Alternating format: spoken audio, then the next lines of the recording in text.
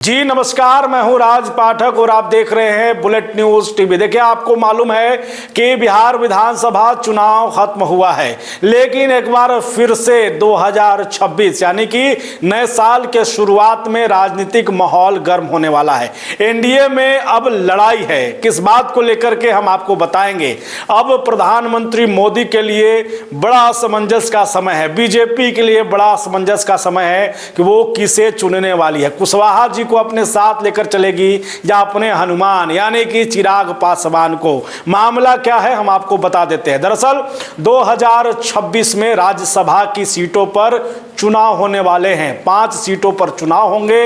इन 5 सीटों में जहां पर 2 सीटें राजद के खाते की हैं, 2 सीटें जहां पर जदयू की हैं और 1 सीट यानी कि आरएलएम उपेंद्र कुशवाहा जो खुद राज्यसभा सांसद है, इन पर अब फैसला होने वाला है, निर्णय होने वाला। क्या कुछ होगा, क्यों हम आपको कह रहे हैं कि असमंजस की स्थिति है।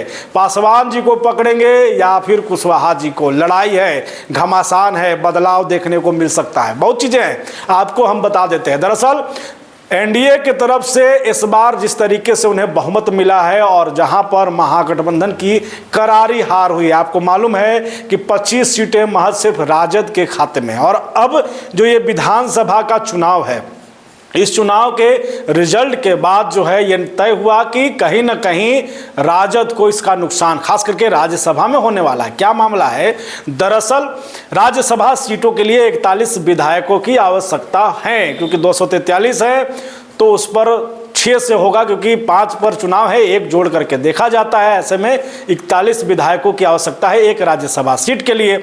अब एक तरफ जदयू है जिसके पास आपको 85 विधायक है, यानी कि 2 राज्यसभा सीटें जो हैं उनके खाते में हैं, सुरक्षित है। और 2 राज्यसभा सीटें जदयू की चुनाव लड़ने वाली हैं। पहले आपको बता देते हैं किस किस सीटों पर चुनाव है, कौन कौन उम्मीदवार के तौर पर थे। देखिए, आरजेडी से 2 राज्यसभा सांसद थे, प्रेमचंद गुप्ता और एडी सिंह, जिनका कार्यकाल 26 में खत्म हो रहा है।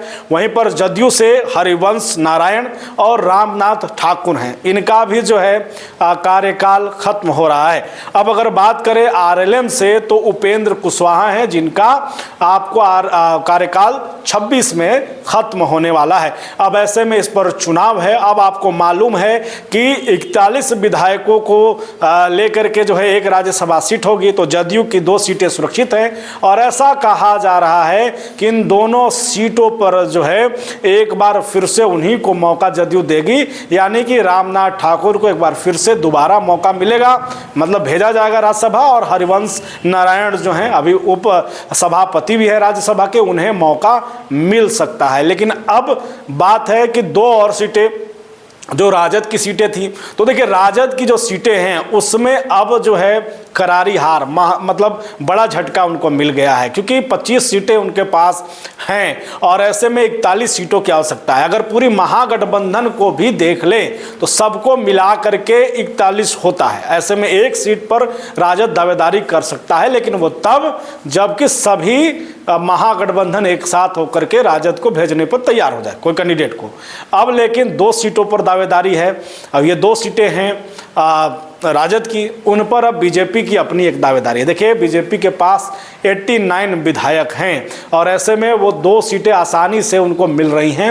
उन 2 सीटों में कहा जा रहा है कि नितिन नवीन जो हैं, जो कार्यकारी अध्यक्ष है भाजपा के, उन्हें बनाया जा सकता है आपको राज्यसभा सांसद। वहीं दूसरे नंबर पर भोजपुरी के पावर स्टार पवन सिंह का नाम चल रहा है। पवन सिंह आपको मालूम है कि उन्होंने 2024 लोकसभा चुनाव लड़ा, 25 में विधानसभा में बीजेपी की काफ़ी हद तक मदद किया, तो उसका इनाम के तौर पर पवन सिंह का नाम आ रहा है। लेकिन 1 सीट पर अब घमासान है। देखिए, उपेंद्र कुशवाहा पर परिवारवाद का बड़ा आरोप लगा है। देखिए, विधानसभा चुनाव खत्म होने के बाद जैसे ही आपको शपथ ग्रहण समारोह था, उन्होंने अपने बेटे को जो है लॉन्च कर दिया डायरेक्ट मंत्री के तौर पर, यानी कि अब एमएलसी के माध्यम से वो मंत्री बनेंगे।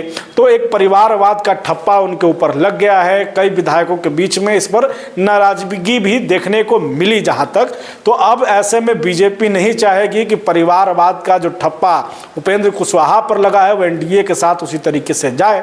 और खास करके जो विधायकों की संख्या है उसमें जो है हमदर्दी की बात देखने को नहीं मिल रही है। लेकिन अब इस सीट पर जो है, एक सीट पर चिराग पासवान नज़र बनाए हुए हैं। चिराग पासवान जो हैं वो चाहते हैं, जो मीडिया रिपोर्ट से खबरें आ रही हैं, कि उनकी मां यानी कि रीना पासवान को राज्यसभा भेजा जाए। और इसके लिए जो है अभी अगर चिराग पासवान देखें तो अपनी उपस्थिति 19 विधायक उनके पास है। अगर वो एनडीए के सभी विधायकों को मिला ले तो लगभग 38 विधायक जो है उनके पास हो जाते हैं। लेकिन फिर भी उन्हें 3 विधायकों की जरूरत होगी जो महागठबंधन की तरफ हैं। अब ऐसे में ये है कि किसकी जो है एक सीट पर जो है दावेदारी बनती है। साफ तौर पे है कि उपेंद्र कुशवाहा को झटका मिल सकता है, क्योंकि संख्या बल में वो बहुत कमज़ोर भी है, और चूंकि बेटे को उन्होंने मंत्री बना दिया है तो फिर ऐसे में उनकी दावेदारी कमज़ोर है।